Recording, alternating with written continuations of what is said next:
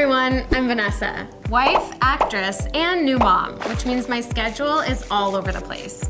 No gym, no sleep, no nothing. I'm sure you can relate.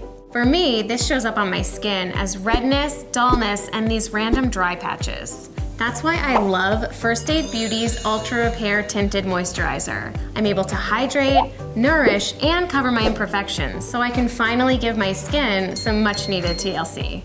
It has soothing and nurturing ingredients like colloidal oatmeal, allantoin, and hyaluronic acid.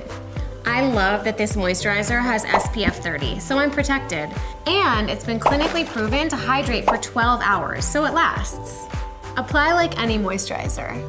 Squeeze a dime-sized amount onto your fingertips. Then spread evenly over your face in an upward motion until fully blended into skin. The whipped mousse-like texture blends easily and leaves a natural, luminous finish. Basically, my skin looks like it took a vacation, and so will yours. See your imperfections vanish with coverage that will never cake, crease, or flake. There are 5 naturally pigmented shades that suit a wide range of skin tones, including fair, light, medium, tan, and rich. I'm wearing light.